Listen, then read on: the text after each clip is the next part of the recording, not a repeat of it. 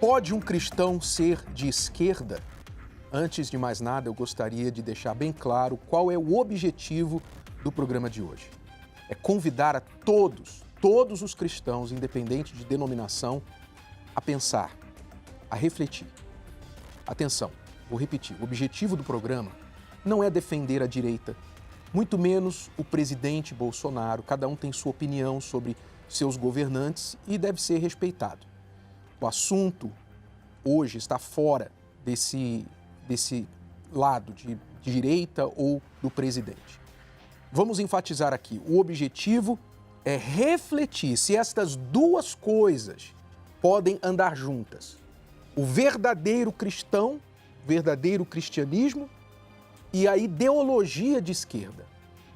Vamos pensar sobre isso. E note, eu estou falando de como o cristão deve encarar e lidar com a ideologia de esquerda.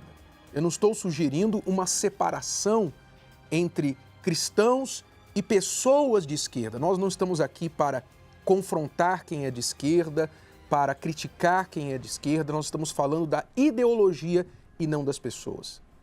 A fé cristã nos ensina a não fazer acepção de pessoas. Jesus disse: "Vinde a mim todos". E eu gostaria que você que é de esquerda entendesse que nem Deus e nem a igreja te discrimina, ok? Deus é inteligência, a nossa fé é inteligente e a inteligência envolve pensar, refletir, e é isso que nós vamos fazer aqui hoje. Vamos colocar aí a primeira. A esquerda quer mudar o conceito de família, ou seja, não é mais homem, o conceito tradicional, o conceito divino de família é homem, mulher, pai, mãe, filhos. Mas a esquerda promove qualquer tipo de relacionamento afetivo como legal. Não importa se é pai com filho, não importa se são 3, 4 pessoas, casamentos polígamos, não importa se é homem com animal, não importa. Se você proibir, é porque você é contra o amor. Então, a esquerda está mudando o conceito de família. Nós respeitamos as pessoas que quiserem fazer o que desejarem da vida delas, mas não imponha isso. Não imponha isso sobre ninguém. Nós não vamos impor sobre as pessoas o casamento tradicional e tampouco deve se impor, a esquerda impor sobre a sociedade que as pessoas vivam aquilo. Como, por exemplo, em muitos lugares no mundo, a igreja tem encontrado-se em questões judiciais porque não pode negar fazer um casamento homossexual, mesmo contra os seus princípios de fé. Então, isso é uma coisa que já vai direto em contra o princípio cristão, porque a família, segundo a Bíblia, é muito claro. Você tem muitos projetos, né? Você se depara com muitos projetos da esquerda, cujo objetivo é exatamente essa destruição da família tradicional. Fale aí sobre alguns desses projetos que estão tramitando agora, que existem ou estão parados, mas estão aguardando tramitação. Certo. Que tipo de projeto? Eu tenho aqui 933 projetos. 933 projetos. Dentre deles, 400 são para destruição da família. Vou citar alguns deles aqui para as pessoas terem uma noção. A Constituição fala muito claro sobre o que é família. O artigo 226, inciso 3 da Constituição diz que a família é a célula mata da sociedade e que é constituída pelo homem e a mulher. Isso é Constituição. Isso está na Constituição.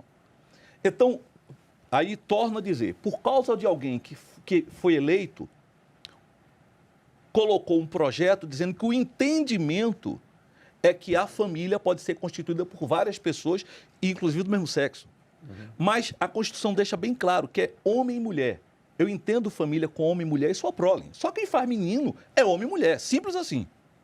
Agora, existem vários projetos. Um deles, o projeto do Orlando Silva, um deputado, colocou agora há pouco, e a gente lutou para derrubar, e graças a Deus saiu, é o casamento entre pessoas por consanguinidade, ou seja, pessoas do mesmo sangue.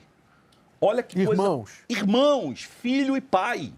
Olha que coisa bizarra. A gente tem que engolir isso. Mas o pai pode casar com a filha. Não tem mais pedofilia. Porque o pai se apaixonou pela filha, a filha se apaixonou pelo pai. Isso é projeto de lei. A coisa é muito mais séria do que a gente possa imaginar. Isso é uma das razões principais porque o cristão não pode ser de esquerda. Vamos à segunda razão aqui agora. A esquerda busca anular a igreja na sociedade. Nós sabemos que o comunismo, que a gente, quando você fala de comunismo, de socialismo, você está falando de dois sistemas da esquerda. O comunismo é um sistema ateísta. Deus é o Estado que cuida de tudo do indivíduo. Logo, a igreja em si é vista como concorrente do comunismo, concorrente do socialismo. É por isso que você vê, por exemplo, na China, é proibido a Bíblia, é proibido você fazer o trabalho da igreja, só existe a igreja oficial, a igreja chinesa oficial, que é controlada pelo Estado, ou seja, o que o pastor prega, o que eles ensinam, que não podem ensinar, é controlado pelo Estado. Então, para atender a algumas pessoas religiosas, porque a maioria é ensinada que Deus não existe, que Deus é o Estado, mas para alguns, porque mesmo o comunismo não consegue tirar de dentro do ser humano a fé, então, para atender a esta necessidade de crer em Deus, eles permitem a igreja, mas com controle total do Estado. Então, a igreja sempre foi inimiga da esquerda, não porque a igreja é inimiga, mas porque a esquerda vê a igreja como inimiga, porque ensina a palavra de Deus e a palavra de Deus vai diretamente contra os ensinamentos principais da esquerda. Os governos de esquerda e políticos de esquerda têm vários projetos para inibir a pregação do evangelho em meios de comunicação. Tem muito, tem mais. Eu vou dar alguns pontos aqui para as pessoas entenderem em casa claramente.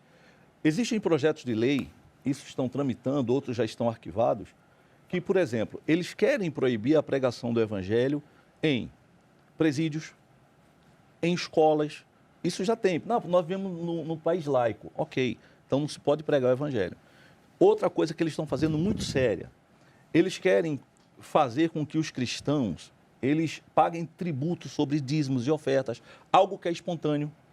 Então, tudo isso para travar. Quer dizer, desculpe, aí você vê uma contradição. Porque eles dizem que o Estado é laico. O Estado é laico, a igreja não pode interferir. Mas eles querem interferir na igreja. Exatamente. Sim, né? Exatamente. Eles querem interferir, inclusive nessa pandemia, eles interferiram como que as pessoas devem buscar a Deus, adorar a Deus. Nós vimos prefeitos se tornarem sacerdotes, de repente, porque eles começaram a dar conselho para as pessoas, dizendo assim, olha, ora em casa, Deus te ouve em casa. Quer dizer, eles deixaram o papel de prefeito para regular a fé das pessoas, como que elas devem se sentir melhor fazendo as coisas. Quer dizer, olha a interferência do Estado sobre a fé, sobre a igreja. E eu tenho uma experiência muito pessoal sobre isso, porque eu trabalhei muitos anos na Europa, na Inglaterra.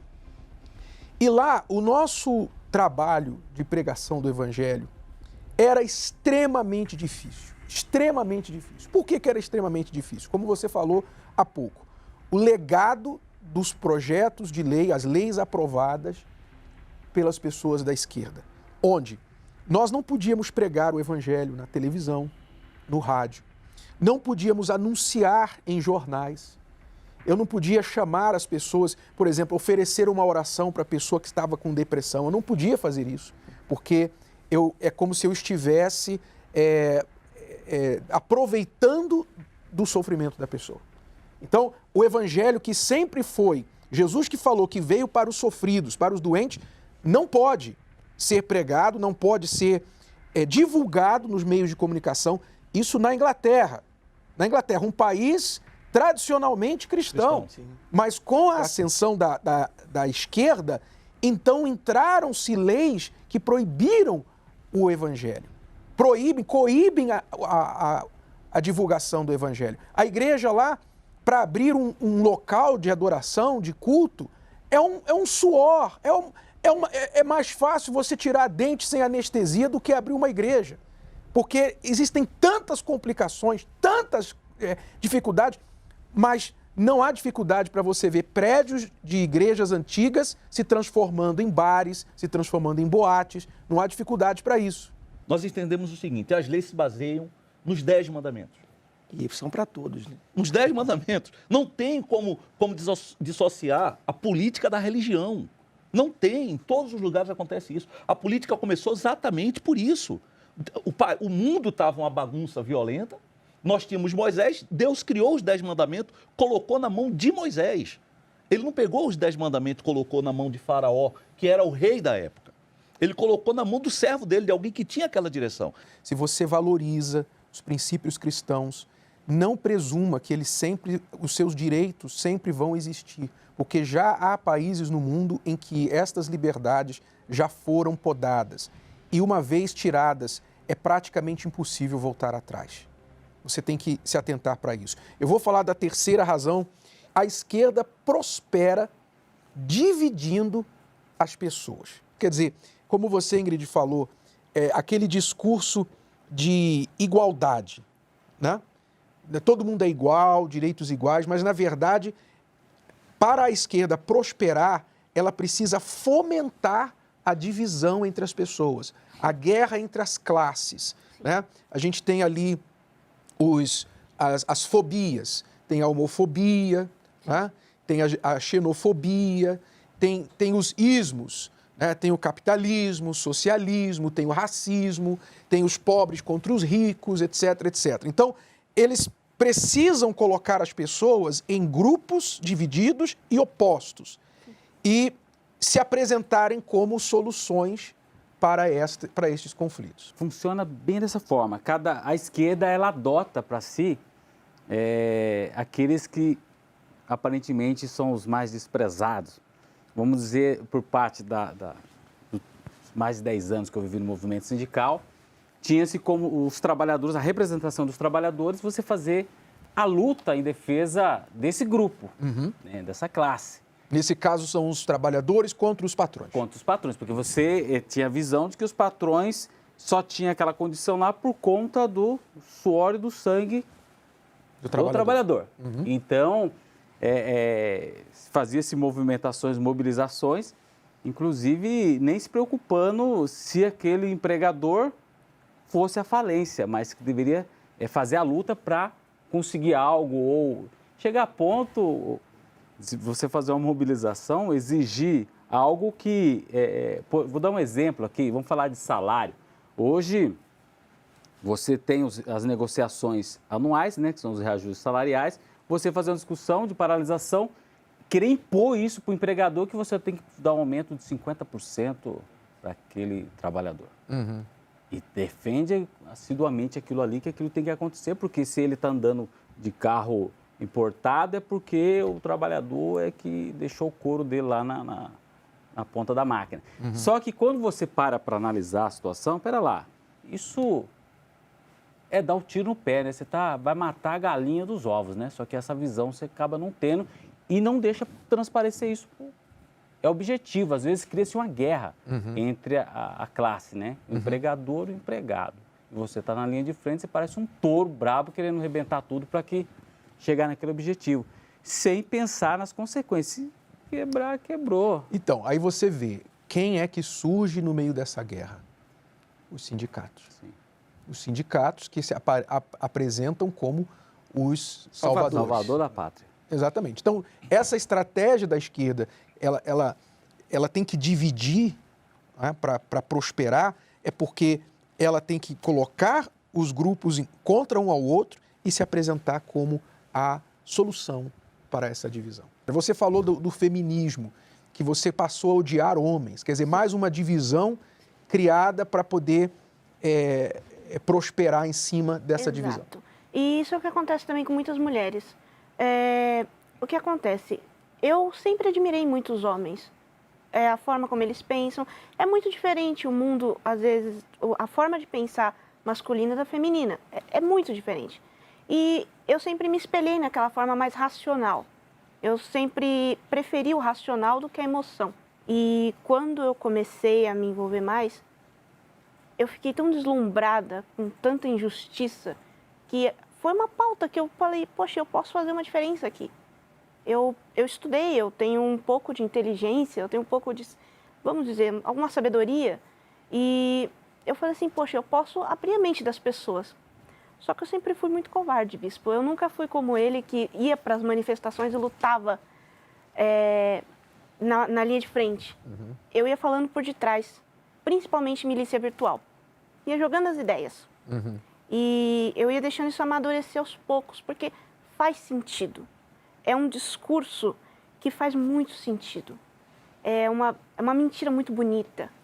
Vamos aqui agora à quarta razão por que os cristãos não podem ser de esquerda. A esquerda culpa a sociedade e não responsabiliza o indivíduo. Ou seja, a palavra de Deus, ela nos chama a mudança pessoal, a mudança da própria vida. Deus responsabiliza o indivíduo. Se eu quero mudar o mundo, eu tenho que começar mudando a mim. A palavra de Deus nos ensina que se eu quero, por exemplo, governar a igreja, eu tenho que primeiro saber governar bem a minha própria casa. Em outras palavras, antes de mudar o mundo, arruma o teu quarto. Faz o que você tem que fazer para arrumar a sua própria vida, para ser exemplo. A própria salvação é individual, a fé é individual. Deus vai tratar cada um segundo os seus próprios méritos, segundo a sua própria fé. Ninguém vai ser salvo pela fé de outro.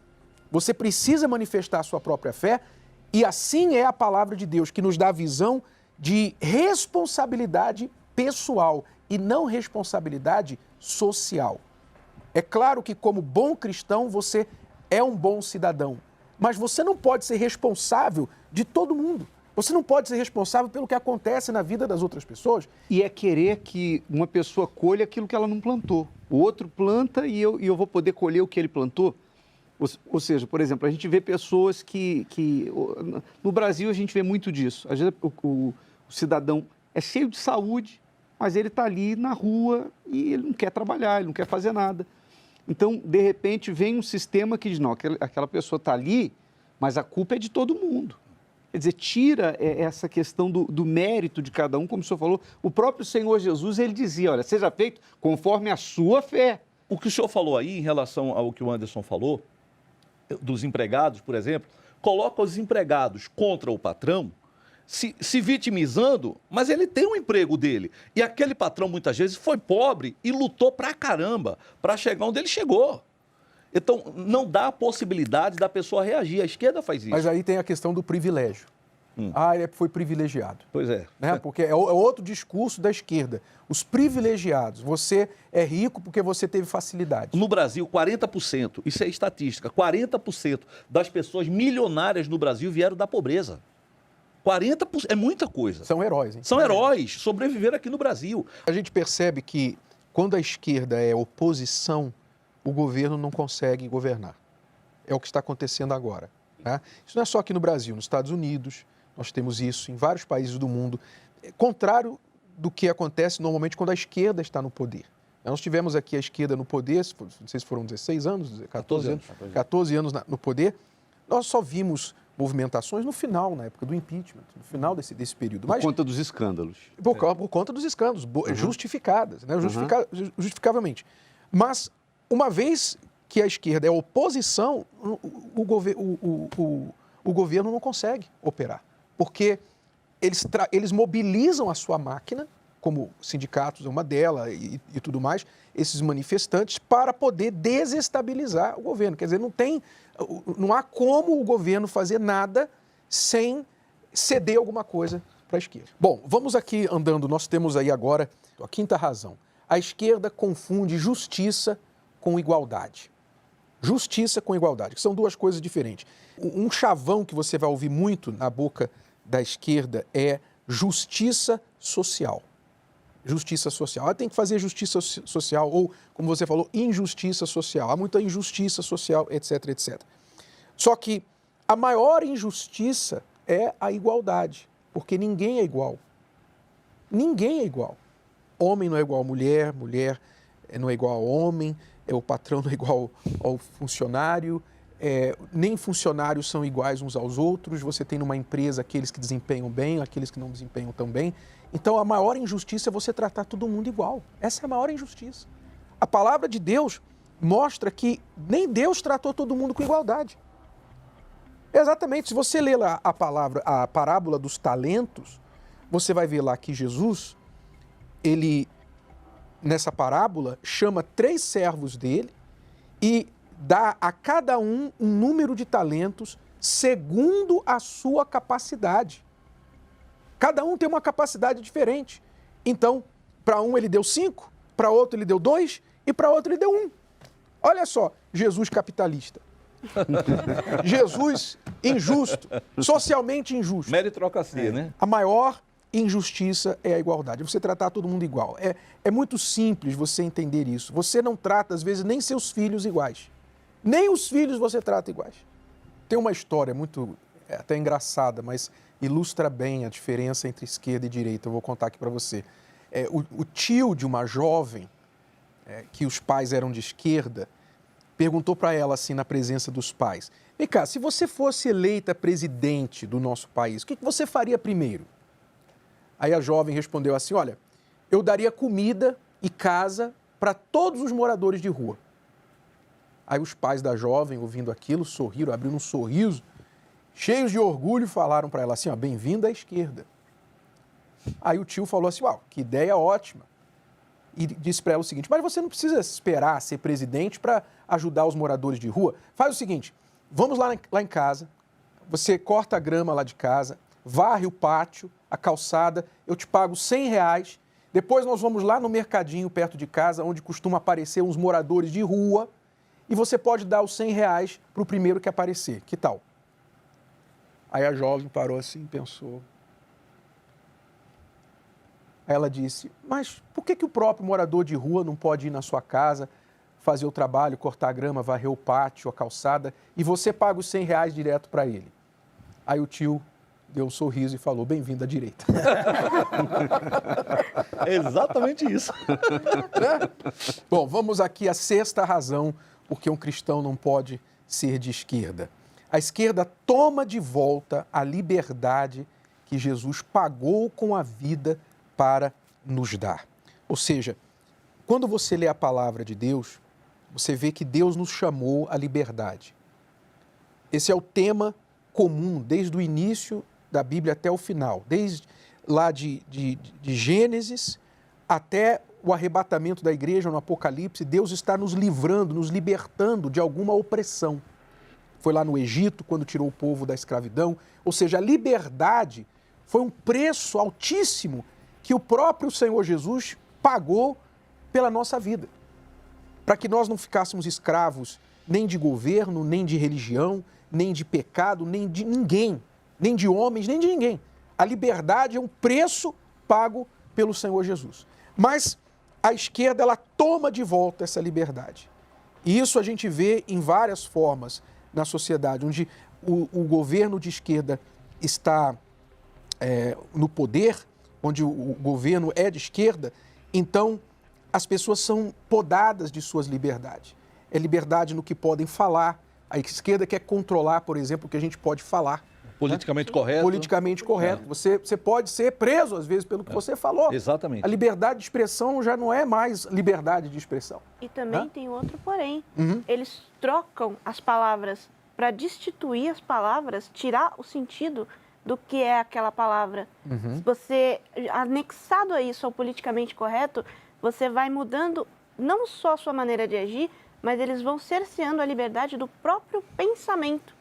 Se você não sabe o que uma palavra significa, você não tem como pensar ela. Então as pessoas estão passando por uma verdadeira lavagem cerebral com conceitos de esquerda e elas nem sabem por quê. Sim. Tem gente que está na manifestação na rua, ela não sabe nem por que ela está lá. É porque ela foi vítima dessa lavagem cerebral da esquerda que está destilando esse ódio, essas ideologias que nós estamos falando aqui no programa, nos seus noticiários da noite, nas suas novelas, em tudo que eles falam. E não existe uma literatura ou qualquer mídia que não seja politizada. Uhum. Quem está escrevendo tem uma política. Ele sabe o que ele está fazendo ou ele foi guiado a pensar daquela forma. E hoje em dia nós vemos todos, ou uma maioria esmagadora de escritores, músicos, artistas, que são só esquerdistas. E às vezes eles não têm uma noção disso ou são declaradamente contra a direita. Eles são inteligentes. Sim. Eles sabem como programar a sociedade. E por isso eles começam lá da escola, né? Por isso a lei que foi mudada no governo de esquerda para obrigar que as crianças fossem para a escola a partir dos 4 anos de idade, né? Antes era 6, agora é 4 anos de idade. Quer dizer, quanto mais cedo você chega, mais fácil é para programar a mente da criança. Então, eles trabalham com a criança, trabalham com os professores, trabalham na música, na arte, nas artes. É difícil você assistir hoje um filme, uma série, onde você não vai ver as agendas esquerdistas ali. Você pensa que está assistindo um entretenimento, você pensa.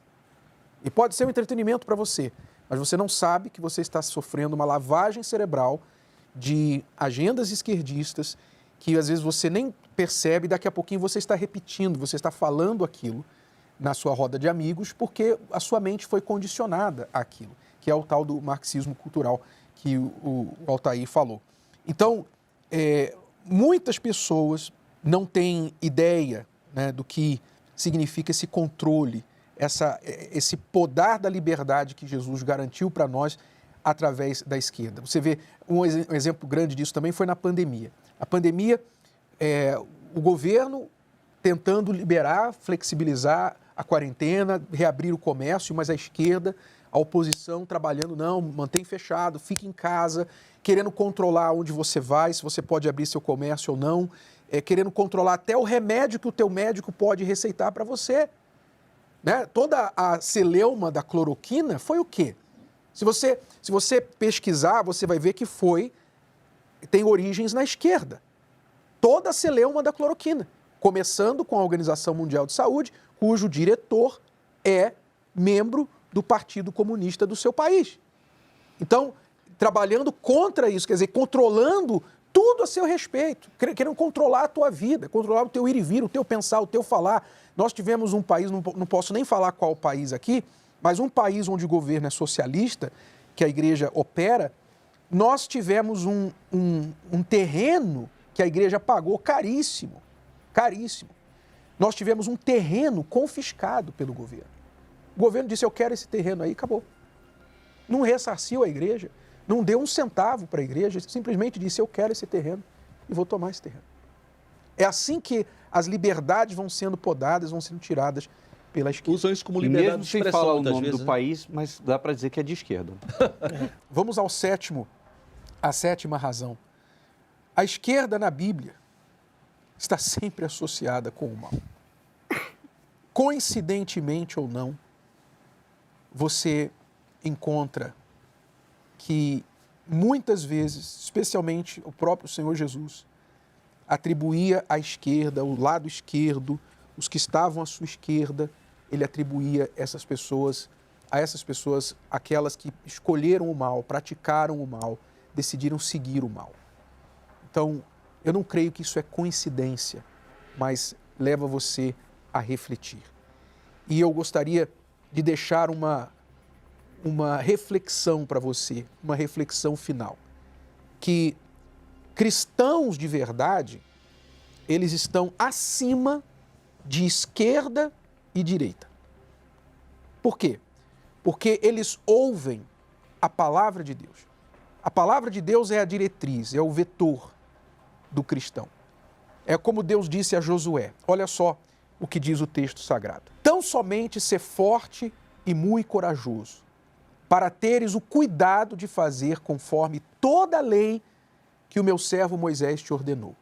Dela não te desvies nem para a direita e nem para a esquerda. Olha só, Deus mandou Josué não se desviar da lei, da palavra de Deus, nem para a direita e nem para a esquerda. Antes, medita nessa palavra de dia e de noite, para que tenhas cuidado de fazer conforme a tudo quanto nele está escrito. Porque então farás prosperar o teu caminho e serás bem-sucedido onde quer que fores. Esta é a palavra de Deus. O cristão está acima. porque ele é guiado pela palavra de Deus e não por ideologias humanas. Gostou? Que tal ouvir de novo? Ouça quantas vezes precisar, até que este conteúdo faça parte de você. E não se esqueça de dar o seu like, comentar e compartilhar. Até a próxima!